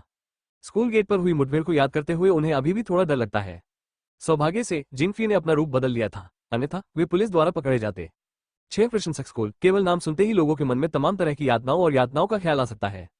सौभाग्य से आरव ने पहले कभी पुलिसवाली को कैटवुमन की पोशाक में नहीं देखा था, अन्यथा वो सभी प्रकार के चाबुक, मोम टपकाना और सभी प्रकार के बंधनों के बारे में सोचता रहता। मैं शौचालय जा रहा हूँ। आरव को अचानक पेशाब की इच्छा हुई, इसलिए वो उठकर बाहर चला गया। जियांग्यू भी जल्दी में लग रही थी। उसने खाना गिराया, हाथ पोंछे और आरव के पीछे भागी। पुरुष शौचालय में आरव वहां खड़ा होकर खपे छोटे ऊ की मात्रा अर्जुन से पेशाब कर रहा था। अचानक एक जोड़ी सुंदर बड़ी आंखें बगल से आई और बिना उसे छिपाए उसके लिंग को देखने लगी। यो, छोटा नहीं, लेकिन मेरा वाला तुम्हारे वाले से बड़ा है। जियांग्यू मुस्कुराई। उसने अपना हाथ अपनी जांघों तक बढ़ाया और आरव के बगल में पेशाब करने वाली थी। जाहिर है वो अभी पूरी तरह से महिला होने के नाते ढल नहीं पाई थी। उसकी जांघें खाली थी। वो बड़ा पक्षी जिस पर उसे इतना गर्व था, बहुत पहले ही चला गया था। अचानक वो डर गई। वो अपना सिर टोफू के टुकड़े पर पटक कर सब कुछ खत्म कर देना चाहती थी। आह, विकृत विकृत! शौचालय में मौजूद अन्य 2 व्यक्ति चिल्लाते हुए बाहर भागे। तुम यहाँ कैसे आए? आरव ने दुखी भाव से पूछा। मैंने तुम्हें अंदर आते देखा, इसलिए मैं तुम्हारे पीछे पीछे अंदर चली गई। जियांग्यू ने मुंह बनाया। उसका सुंदर चेहरा शिकायतों से भरा हुआ था। पोम तारानकन तभी शौचालय का दरवाजा लात मारकर खोला गया। एक बहादुर और भयानक दिखने वाली पुलिस महिला दौड़कर अंदर आई। वो बहुत ही आकर्षक दिखती थी। उसका शरीर भी बहुत ही शानदार था और उसने एक साधारण पुलिस वर्दी पहन रखी थी। वो बहुत ही आकर्षक लग रही थी। इसमें कोई संदेह नहीं कि यह वो महिला थी जिसे आरव सबसे ज्यादा देखना नहीं चाहता था। 6 डोर्स ऑर्गेनाइजेशन की वरिष्ठ निरीक्षक लुओपुती। यहाँ क्या हुआ? लुओपुती ने उसे ठंडे अंदाज में देखा। वो थोड़ी हैरान थी। आरव, तुम यहाँ क्यों हो? आरव ने उसकी बात सुनी और उसके गालों पर आंसू बहने लगे। बहन, ये पुरुषों का शौचालय है, मुझे ही आपसे पूछना चाहिए कि आप यहाँ क्यों हैं? लुओ ने भौहें सिकोड़ते हुए आदेश दिया, अपनी पैंट ठीक से पहन लो। नहीं, क्या आप समझदार हो सकते हैं? मैंने अभी पेशाब खत्म नहीं किया है। आरव वास्तव में रोना चाहता था। जब से वो याद कर सकता है, किसी भी महिला ने कभी उसका लिंग नहीं देखा था। लेकिन आज अच्छी चीजें जोड़ों में आई और उसे 2 महिलाओं ने देखा। कैसी मासूमियत! सब कुछ खत्म हो गया। लुओ को इसकी परवाह नहीं थी। उसने गहरी आवाज में पूछा, मैं एक पुलिस अधिकारी हूँ। मैंने किसी को विकृत चिल्लाते हुए सुना। क्या हुआ? जियांग्यू थोड़ा घबरा गई। वो अच्छी तरह जानती थी कि वो वही विकृत व्यक्ति है जिसके बारे में लोग बात कर रहे थे। पुलिस स्टेशन में हुई घटना के बाद उसे पता था कि इस दुनिया को कानून से निपटना होगा। अगर वो कानून तोड़ती है तो उसे भी आरव की तरह गिरफ्तार करके जेल में डाल दिया जाएगा। हालांकि उसके पास जवाबी हमला करने की क्षमता थी, लेकिन पुलिस अधिकारी की पिटाई करने से उसका अपराध बढ़ जाता, साथ ही उसके मेरिट पॉइंट भी कट जाते। यह इसके लायक नहीं था। इस महत्वपूर्ण क्षण में भाई बे को हस्तक्षेप करना पड़ा। आरव ने अपनी पैंट पहनी और समझाया, अधिकारी, बात यह है, वेन्युआन के परिवार के साथ कुछ बड़ा हुआ। वो बहुत सदमे में थी। वो मानसिक रूप से थोड़ी अस्थिर थी, इसलिए वो गलती से अंदर आ गई। ये पूरी तरह से गलतफहमी है। वेन्युआन, लुओ ने ध्यान से देखा और सिर हिलाया। मैंने वेन के परिवार के साथ हुई त्रासदी के बारे में सुना है, लेकिन उसके साथ तुम्हारा रिश्ता क्या है? क्या उसे ऐसे समय में अपने परिवार के साथ नहीं होना चाहिए? अब आरव घबरा गया। यह महिला वाकई बहुत होशियार थी। उसने इस खामी को पकड़ लिया। मैं उसका बॉयफ्रेंड हूँ। आरव को कोई और बहाना नहीं सूझा। उसने दांत पीसते हुए कहा, मुझे डर है कि घर पर उसे बहुत बुरा लगेगा, इसलिए मैंने उसे अभी मेरे साथ रहने को कहा है। उसे कुछ समय के लिए घर नहीं जाना चाहिए। मैं ये कैसे साबित कर सकता हूँ? मैं उसका बॉयफ्रेंड हूँ। अगर तुम्हें मेरी बात पर यकीन न हो तो तुम उससे पूछ सकती हो। आरव ने जल्दी से अपनी आंखों से जियाग्यू को संकेत दिया। जब जियाग्यू ने ये सुना तो उसके मन में हजारों श्राप दौड़ गए। मैं पश्चिमी चू का राजा हूँ। मैं कैसे स्वीकार करूँ कि मैं आपकी प्रेमिका हूँ? यदि आप अपनी ईमानदारी नहीं चाहते तो भी मैं इसे चाहता हूँ। सुश्री वेन, आप किस बात से हिचकिचा रही हैं? लुओ पुती की आंखें संदेह से भरी थी। आप किस बात से हिचकिचा रही हैं? कुछ भी नहीं। जियाग्यू दंग रह गई। उसका आकर्षक चेहरा झिझक से भरा हुआ था। वो ये बात स्वीकार नहीं करना चाहती थी, लेकिन उसे एक विकृत व्यक्ति के रूप में पुलिस स्टेशन ले जाया जाएगा। उसके गुस्सैल स्वभाव के कारण इस बात की पूरी संभावना थी कि वो पुलिस पर हमला कर देगी। उसके मेरिट पॉइंट कट जाएंगे और इससे उसके देवता बनने की यात्रा पर असर पड़ेगा। बिल्कुल नहीं, मुझे इसकी जिम्मेदारी लेनी होगी। जियाग्यू ने अपने होंठ काटे और अपनी सारी गरिमा को त्याग दिया। उसने कहा, आरव मेरा बॉयफ्रेंड है। हमारे बीच बहुत अच्छा रिश्ता है। उसकी आवाज अब भी उतनी ही मधुर थी जितनी पहले थी। आरव ने जब ये सुना तो वो कांप उठा। उसने मन ही मन सोचा, मैं समलैंगिक नहीं हूँ, मैं समलैंगिक नहीं हूँ, मैं समलैंगिक नहीं हूँ। महत्वपूर्ण बातें 3 बार दोहराई जानी चाहिए। लुओ ने आंखें मूंदकर संदेह से कहा, मुझे लगता है कि तुम झूठ बोल रही हो। तुम्हें मुझे कुछ ठोस सबूत दिखाने होंगे। अधिकारी, क्या आप कुछ ज्यादा ही अनुचित नहीं हो रहे हैं? मैं तुम्हें कोई सबूत कैसे दिखा सकता हूँ? आरव थोड़ा गुस्से में था। उसके दिल में कुछ और ही कहना था। मैं तुम्हारे सामने ऐसा नहीं कर सकता, है ना? मैं अनुचित नहीं कह रहा हूँ, तुम बस बहुत ज्यादा संदेह अर्जुन हो। आप दाफेक जूलरी केस से जुड़े हैं। आप वेन परिवार के मामले से भी जुड़े हैं। क्या मुझे आप पर ज्यादा ध्यान नहीं देना चाहिए? लुओ के होंठ मुड़ गए। उसके चेहरे पर एक अर्थपूर्ण मुस्कान थी। वो मुस्कुराहट अद्भुत थी, लेकिन आरव को उसमें खतरे की गहरी भावना महसूस हो रही थी। हालांकि आरव ने खुद को दोनों मामलों से मुक्त कर लिया था, लेकिन ऐसी खतरनाक महिला द्वारा उसकी निगरानी करना अच्छी बात नहीं थी। बताओ, तुम्हें क्या सबूत चाहिए? आरव ने अधीरता से कहा। चूंकि तुमने कहा है कि तुम एक युगल हो, तो मुझे कुछ ऐसा बताओ जो केवल एक युगल ही जानता हो। लुओ ने शांति से कहा। आरव थोड़ा उलझन में था। दरअसल उसे ये जानने के अलावा और कुछ नहीं पता था कि उसका नाम वेन्युआन है और उसने उसे एक बार चूमा था। वो उसे कैसे बता सकता था? आरव ने पूछा, क्या यह मान्य होगा यदि मैं तुम्हें उसके अंडरवियर का रंग बता दूं? लुओ ने जियाग्यू की ओर देखा और पाया कि उसने ऊंची कमर वाली पैंट पहनी हुई थी। अगर उसने उसे नहीं उतारा होता तो वो अपने अंडरवियर का रंग नहीं देख पाती। ठीक है, चलो सुनते हैं, लुओ पुती ने कहा। आरव ने यह सुनकर राहत की सांस ली। दूसरों के लिए यह समझ पाना असंभव था कि पैंट के अंदर क्या चल रहा है, लेकिन आरव के लिए यह एक आसान काम था। उसकी दाहिनी आंख की हल्की झपकी के साथ ही अग्नि और स्वर्ण की आंखें अपना असर दिखाने लगी। इसके साथ ही जियाग्यू की पैंट पर की मात्रा रद्द आधार अर्जुन हो गई और अंडरवियर का असीम दृश्य पूरी तरह से नंगी आंखों के सामने प्रकट हो गया। उसकी टांगें लंबी और पतली थी और उसकी त्वचा चीनी मिट्टी की तरह सफेद थी। उसने एक जोड़ी सेक्सी पैंटी भी पहन रखी थी। पवित्र शतारांकंती, आरव ने बड़ी मुश्किल से निगला। उसे अचानक एहसास हुआ कि आग और सोने की आंखों का उपयोग जुआ खेलने के लिए करना स्वर्गीय खजाने की पूरी बर्बादी थी। इस क्षण ऐसा माना जा सकता है कि उसने अग्नि और स्वर्ण की आंखों की परम गहराई को उन्मुक्त कर दिया है, भेदक दृष्टि। हालांकि उसने बहुत देर तक देखने की हिम्मत नहीं की। अगर उसकी नाक से खून बहने लगा तो ये बहुत शर्मनाक होगा। तुम मुझे बताओगे या नहीं? लुओ ने पूछा। आरव ने अपना चेहरा सीधा रखने की पूरी कोशिश की और कहा, आज उसने पहना था काला और पपे की मात्रा रद्द आधार अर्जुन। जब जियांग्यू ने यह सुना तो वो इतनी उदास हो गई कि उसे खून की उल्टी आने लगी। उसका आकर्षक चेहरा लाल हो गया, मानो वो शर्मीली हो। लुओ आरव और जियांग्यू के हाव भाव पर ध्यान दे रही थी। लोगों को पढ़ने के अपने अनुभव से वो बता सकती थी कि आरव झूठ नहीं बोल रहा था। मम्मा, ऐसा लगता है कि तुम दोनों एक कपल हो। चलो आज जो हुआ उसे भूल जाते हैं। उसके बॉयफ्रेंड के तौर पर तुम्हें भविष्य में मिस वेन पर नजर रखनी होगी। उसे इधर उधर भागने मत देना, लुओ ने शांति से कहा। ठीक है, आरव ने सिर हिलाया। हालांकि वो इसे रोकने की पूरी कोशिश कर रहा था, लेकिन वह ऐसा नहीं कर सका। उसके नथुने गर्म और नम महसूस हुए और उसकी नाक से खून की 2 धारें निकल आईं। तुम्हारे साथ क्या गलत है? तुम्हारी नाक से इतना खून क्यों बह रहा है? लुओ ने भौहें सिकोड़ी और अपनी जेब से एक टिश्यू निकाला और आरव को थमा दिया। इस समय भले ही उसने अपना दिमाग खपाया हो, वो कभी यह अनुमान नहीं लगा पाती कि आरव की नाक से खून बहने का कारण ये था कि उसने उसकी वर्दी के नीचे उसके सेक्सी स्तनों को देखा था।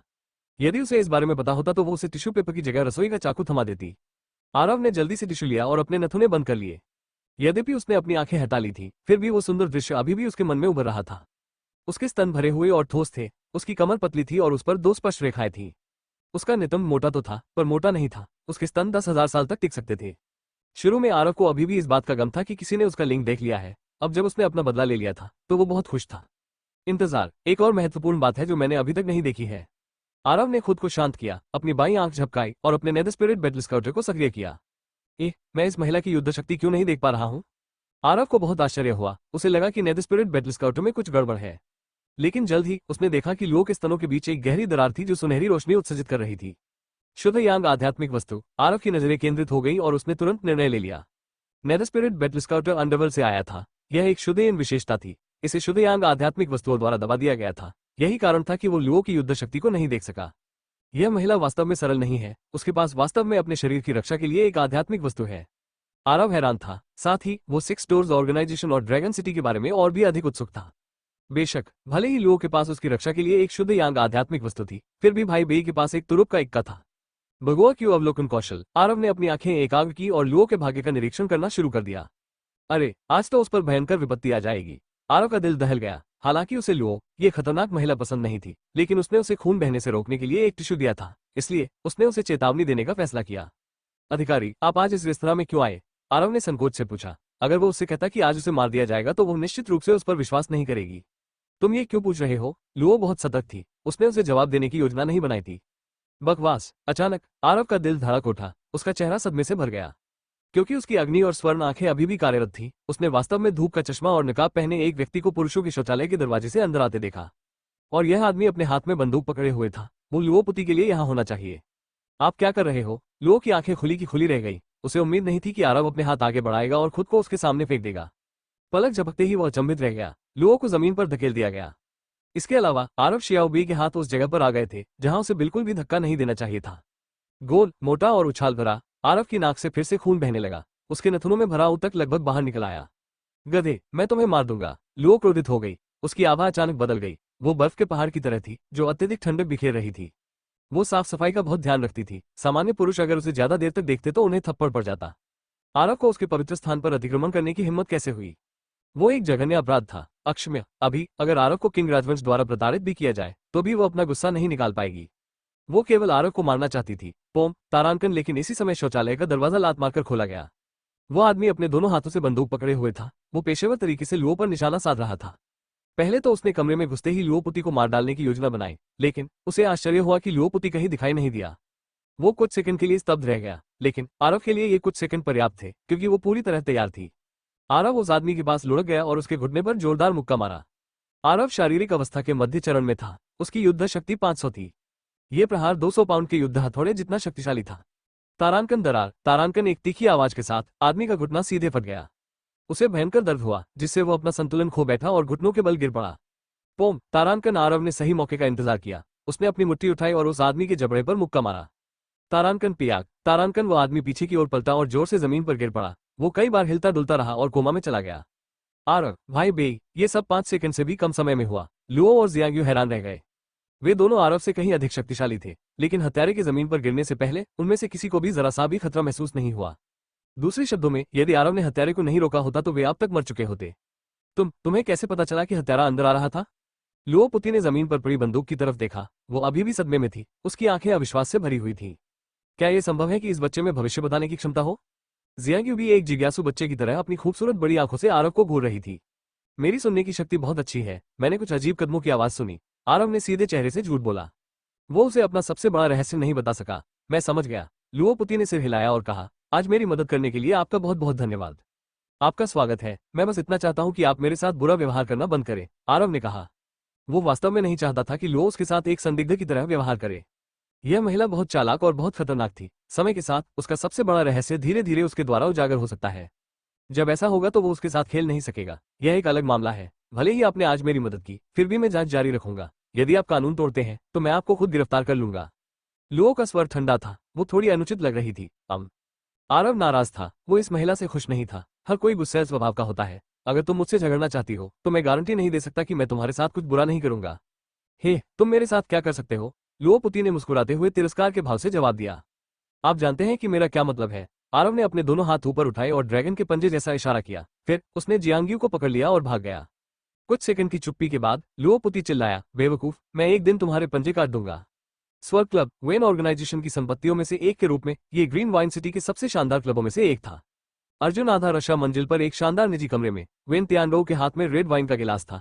वो बीच बीच में एक घूंट लेता रहा। उसका चेहरा संतुष्टि और आनंद से भरा हुआ था। सोफे पर 3 अजीब दिखने वाले आदमी शराब पी रहे थे और सेक्सी महिलाओं के एक समूह के साथ उंगली से अनुमान लगाने का खेल खेल रहे थे। उन्होंने बीच बीच में कुछ शर्मनाक हरकतें भी की। बॉस वेन, कैप्टन ली यहाँ है। तभी एक क्लब मैनेजर ने आपराधिक पुलिस के कप्तान ली गैंग को कमरे में भेजा। अब आप जा सकते हैं। वेन तियानडो ने हाथ हिलाया और मुस्कुराया। कैप्टन ली, कृपया अंदर आइए। ली गैंग ने सेक्सी महिलाओं को देखा और खुद को चुप रहने से रोक नहीं पाया, लेकिन उसने उनके साथ कुछ भी करने की हिम्मत नहीं की। इसके बजाय वो जल्दी से वेन तियानडो के पास चला गया। बॉस वेन, कुछ बुरा हुआ है, ली गैंग ने गंभीरता से कहा। वो लड़की वेन्युआन मरी नहीं है। वो गवाह थी और आरव को सभी आरोपों से मुक्त कर दिया गया। वो बच्चा अब आजाद है। ओह, वेन तियानडो ने अपनी भौहें उठाईं। वो क्रोधित नहीं था, इसके बजाय वो खुश दिख रहा था। ये दिलचस्प है। मुझे सिर दर्द हो रहा था। अगर वेन्युआन मर गया होता तो रहस्य भूमिगत दफन हो जाता। अब जब वो जीवित है तो मेरा मौका वापस आ गया है। क्या रहस्य? ली गैंग ने उत्सुकता से पूछा। वेन तियानडो ने मुस्कुराना बंद कर दिया। उसकी आंखें अचानक बाज की तरह तेज हो गईं। बॉस वेन, कृपया नाराज मत होइए। मैंने बहुत ज्यादा बोल दिया। ली गैंग का दिल दहल गया। उसे लगा जैसे कोई खूंखार जानवरों से घूर रहा है। उसे कभी भी जिंदा खाया जा सकता है। आपराधिक पुलिस के कप्तान के रूप में उन्होंने बहुत सारे शातिर अपराधियों को देखा था, लेकिन वेन तियानडो की तुलना में वे अपराधी उल्लेख के लायक भी नहीं थे। हाँ, कैप्टन ली, आप बहुत ज्यादा चिंता करते हैं। जाओ और मेरे 3 भाइयों के साथ मौज करो। किसी और चीज की चिंता मत करो। वेन तियानडो मुस्कुराया। उसके मनमौजी रवैये ने ली गैंग के दिल पर पूरी तरह कब्जा कर लिया था। ली गैंग एक होशियार आदमी था। बिना कुछ कहे उसने खुद को सेक्सी महिलाओं की बाहों में फेंक दिया। वो अच्छी तरह जानता था कि उसके जैसा साधारण व्यक्ति कभी भी वेन तियानडो के स्तर तक नहीं पहुंच पाएगा। यदि यह संभव भी हो तो भी उसे इसे कभी नहीं छूना चाहिए। इससे उसकी दुखद मौत हो जाएगी। हत्यारा मधुमक्खी, इधर आओ। वेन तियानडो ने हाथ हिलाया। एक दुबला पतला आदमी सोफे से उठकर आया। मैं तुम्हें 3 दिन का समय देता हूँ। वेन्युआन को सुरक्षित और स्वस्थ वापस लाओ, वेन तियानडो ने आदेश दिया।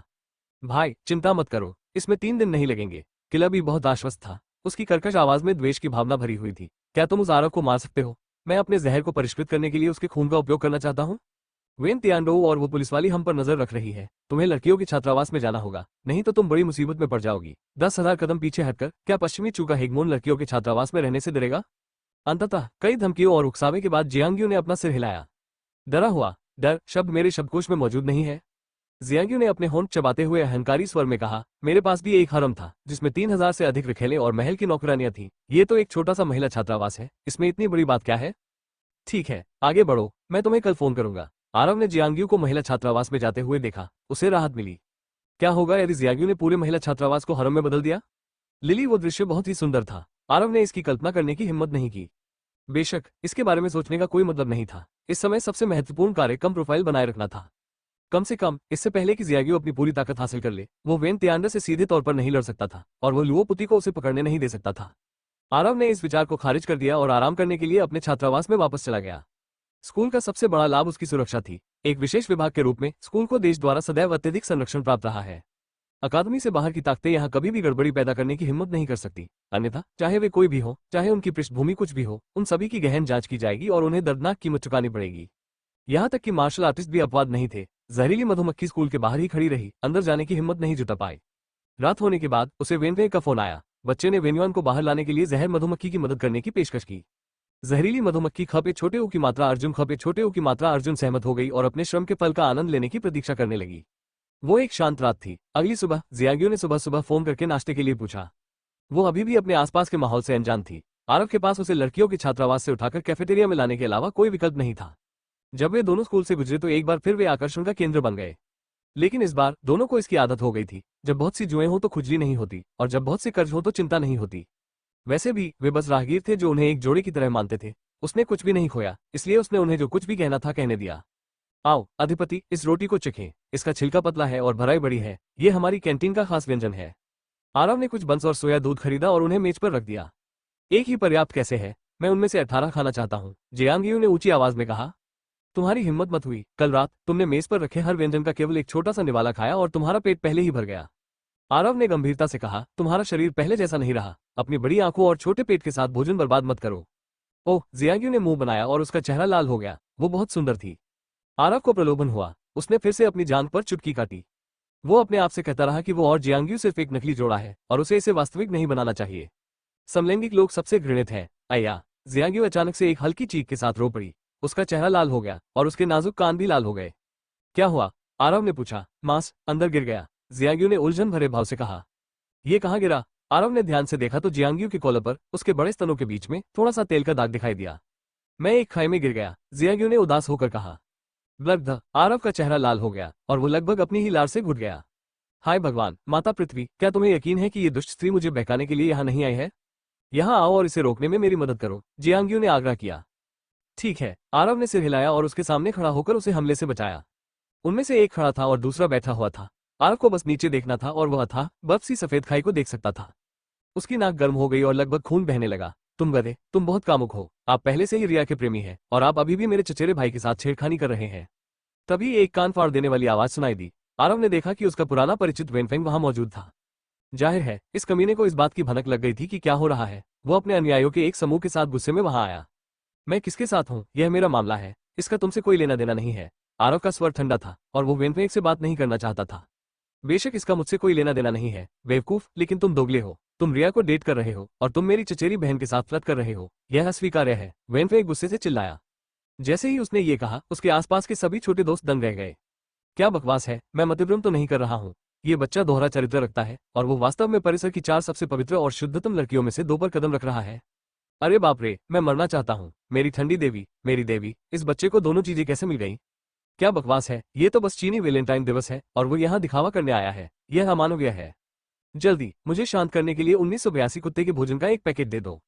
उनके आसपास के सभी लोग रोने लगे। ऐसा लग रहा था मानो आसमान उन पर टूट पड़ेगा।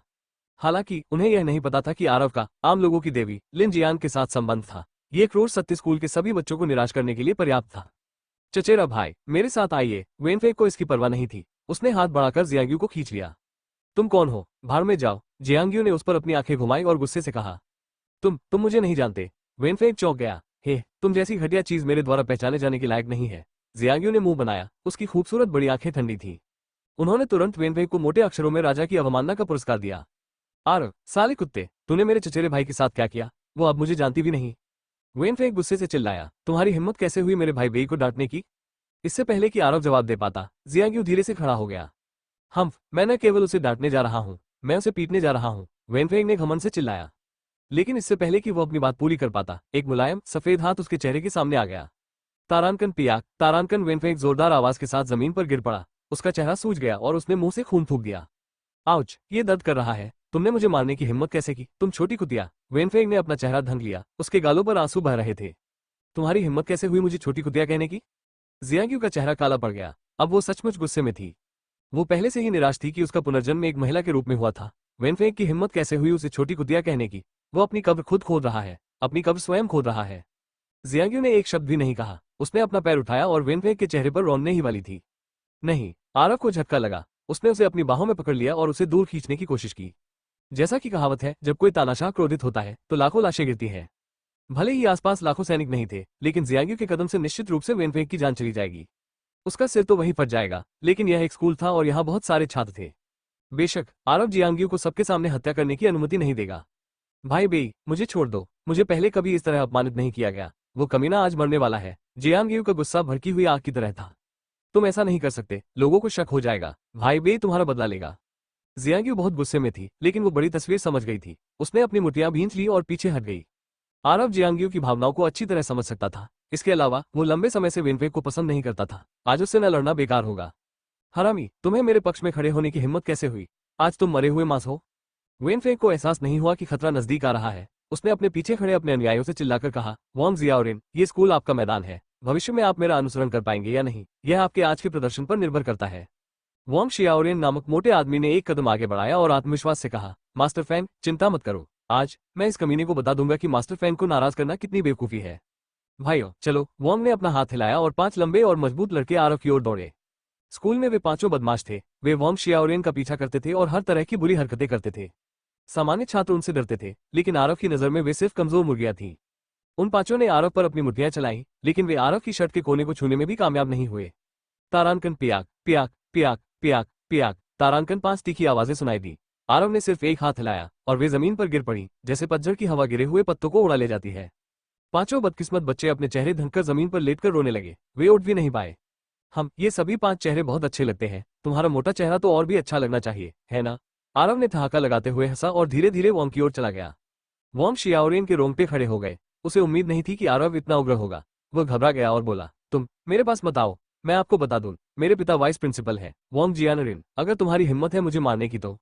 तारानकन पियाक। तारानकन इससे पहले कि वो कुछ और कह पाता, आरव ने उसके चेहरे पर जोरदार तमाचा जड़ दिया। मोटा आदमी भी जमीन पर गिर पड़ा। मैं तुम्हें मारने जा रहा हूँ, तुम क्या करने जा रहे हो? आरव ने अपनी आंखें मूंद ली और एक शैतानी मुस्कान बिखेर दी। मैं, वोंग जियाओरेन ने अपना चेहरा ढक लिया। उसे जोरदार थप्पड़ मारा गया। उप प्रधानाचार्य वोंग जियानरेन के पुत्र होने के नाते वो स्कूल में जो चाहे कर सकता था। उसने कभी सपने में भी नहीं सोचा था कि आरव में इतनी हिम्मत होगी कि वो वाइस प्रिंसिपल को उसके पिता का नाम बताकर उन पर हमला कर सके। वोंग निराश था, लेकिन वो बेवकूफ नहीं था। वो जानता था कि वो आरव को नहीं हरा सकता, इसलिए उसने अपना चेहरा ढक लिया और जमीन पर मृत होने का नाटक किया। आरव ने उसे अनदेखा किया और दूसरी तरफ चला गया। उसने वेनफेंग के बाल पकड़े और उसे ऊपर उठाया। उसने ठंडे स्वर में कहा, तुम्हारे चेहरे के बाईं ओर एक हथेली का निशान है, मुझे दाईं ओर एक और निशान जोड़ने दो, इसे सम्मित सुंदरता कहते हैं। नहीं नहीं, वेनफेंग कांप उठा। वो बुरी तरह डर गया था।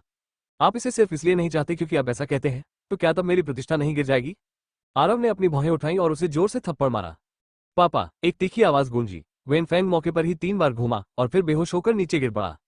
भाई बेई, अच्छा ड्रॉ, काफी मजबूत, कितना मर्दाना। उसके सामने का दृश्य देखकर शियांग्यू बहुत उत्साहित हो गया। उसका गुस्से वाला छोटा सा चेहरा आखिरकार मुस्कुराहट में बदल गया। उसने अपनी छोटी छोटी मुट्ठियां हवा में लहराई। उसका छोटा सा चेहरा लाल हो गया था और उसके प्रभावशाली स्तन हिल रहे थे। आसपास के लड़के शून्य दृष्टि से देखने लगे और साथ ही आश्चर्य से चिल्लाने लगे। वो बच्चा कौन है? वो बहुत घमंडी है। उसने तो वाइस प्रिंसिपल के बेटे को भी मारने की हिम्मत की। वाइस प्रिंसिपल कुछ भी नहीं है, वेनफेंग के पिता असली सौदा है। हम, ये दूसरी पीढ़ी के बदमाश सिर्फ दूसरों को धमकाना जानते हैं। ये लोग तो पिटने के लायक है। यह सही है, वो भाई बेई वास्तव में बहादुर है। मैं प्रसन्न हूँ। आप ठीक कह रहे हैं, केवल उसके जैसे हिम्मत वाला आदमी ही हमारी परी बहन के योग्य है। आसपास के छात्र इस बारे में बात कर रहे थे। उनमें से अधिकांश ने आरव के वीरतापूर्ण कार्य को सराहा। उन्होंने उसे अंगूठा दिखाया और उसकी प्रशंसा की। बेशक ऐसे लोग भी थे जिन्हें संदेह था, देवी एक बिल्कुल अलग व्यक्ति की तरह क्यों दिखती थी? वो अपने चचेरे भाई को क्यों नहीं पहचान पाए? इन प्रश्नों का उत्तर अर्जुन आधा घर पे आ की मात्रा से दिया गया। वेन परिवार में हुई बड़ी घटना के कारण वेन्युआन सदमे में थी। वो अपने आप पर काबू नहीं रख पा रही थी। पहले तो आरव को चिंता थी कि जियाग्यू स्कूल में अपनी पहचान उजागर कर देगी। अब उसे चिंता करने की कोई जरूरत नहीं थी। अगर किसी को जियाग्यू पर शक होता तो वो बस ये बहाना बना सकता था कि वो मानसिक रूप से अस्थिर है। इस तरह आरव पिटाई से संतुष्ट हो गया और जियाग्यू का गुस्सा भी शांत हो गया। उन दोनों ने एक दूसरे को देखा और भीड़ से अलग हो गए।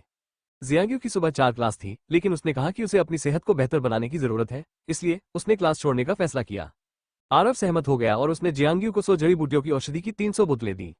वो 50,000 लड़ाकू शक्ति वाली एक कुलीन महिला थी जो 10,000 लोगों को हरा सकती थी। जब तक उसका स्वास्थ्य एक निश्चित स्तर तक मजबूत रहेगा, वो अपनी पूरी क्षमता का उपयोग करने में सक्षम होगी। यह आरव के लिए बहुत मददगार होगा। उसके बाद आरव अपने छात्रावास में वापस चला गया। दरवाजे के अंदर प्रवेश करने से पहले उसने अपने 3 रूममेट्स को पागलों की तरह चिल्लाते हुए सुना। हरामी, तुम्हारी हिम्मत कैसे हुई वापस आने की? हम आपसे लड़ेंगे। रवि जिताओ और राज फेंगई आरव पर झपट पड़े। यहाँ तक कि अंतर्मुखी ली मिंग ने भी उनका पीछा किया और आरव पर हमला कर दिया। आखिर क्या हो रहा है? आरव उलझन में था। उसे नहीं पता था कि क्या हो रहा है। हम सिंगल रहने के लिए सहमत हुए थे, लेकिन तुमने स्कूल की 2 सबसे खूबसूरत लड़कियों के साथ संबंध बना लिए, रवि जिताओ ने गुस्से से कहा। हम अकेले रहने के लिए सहमत हुए थे, लेकिन तुमने स्कूल की 2 सबसे खूबसूरत लड़कियों के साथ संबंध बना लिए, राज फेंगई ने दांत पीसते हुए कहा। हम अविवाहित रहने के लिए सहमत हुए। आप कृपया मुझे अपना शिष्य स्वीकार करें। ली दौड़कर आए और आरव की जान को गले लगा लिया। अपने 3 मजेदार रूममेट्स को देखकर आरव को समझ नहीं आया कि उसे हंसना चाहिए या रोना चाहिए। ऐसा नहीं है जैसा तुम सोच रहे हो। रिया मेरी गर्लफ्रेंड नहीं है, मैं बस उसके बहुत करीब हूँ। पफट, केवल एक मूर्ख ही आपकी बकवास पर विश्वास करेगा। तुमने हमारी ठंडी देवी को छीन लिया। तुम्हें हमें 3 बड़े भोजन खिलाने होंगे। नहीं, 30 भोजन, उद्धरण चिन्ह। रवि जिताओ और राज फेंगई रिया के कट्टर प्रशंसक थे। उनकी देवी उनसे छीन ली गई और वे तबाह हो गए। वे बस अपने दुख को भूख में बदल सकते थे। वे आरव को गरीब बनाने पर अड़े हुए थे। ठीक है, 30 भोजन तो होंगे ही। आरव ने कंधे उचका दिए। एक टाइकून की छवि के साथ वो उन्हें भोजन कराने से नहीं डरता था। वेन्युआन के बारे में क्या मेरी देवी अभी भी निर्दोष है? ली मिंगलियांग ने आंखों में आंसू भरकर आरव की ओर देखा। अधिकांश अंतर्मुखी ओटाकुओं की तरह ली भी वेन्युआन के वफादार प्रशंसकों में से एक थे। वह, वेन्युआन वास्तव में मेरी प्रेमिका है, आरव ने अपना सिर खुजाते हुए अजीब तरीके से कहा। वेन्युआन की स्थिति बहुत खास थी। उसे यह स्वीकार करना पड़ा कि वो उसकी नकली प्रेमिका थी। इस तरह उस पर और आरव पर शक नहीं किया जा सकेगा। ओह नहीं, ली मिंग दर्द से चिल्लाया। उसके दिल पर 1 लाख बार चोट लगी और वह वहीं मर गया। अच्छा, तुम लोगों को इसके बारे में कैसे पता चला? आरव ने पूछा। बिल्कुल, स्कूल का फोरम आज सुबह जो हुआ उसके बारे में जानकारी से भर गया था। अपने कंप्यूटर पर एक नजर डालो, राज ने गुस्से से कहा। चिपचिपा पोस्ट, रहस्यमय आदमी ब्रोबेई ने 2 समय स्कूल की 2 सबसे खूबसूरत लड़कियों को बेरहमी से तबाह कर दिया। अब मैं इतना निर्दयी क्यों हो रहा हूँ? आरव अवाक रह गया।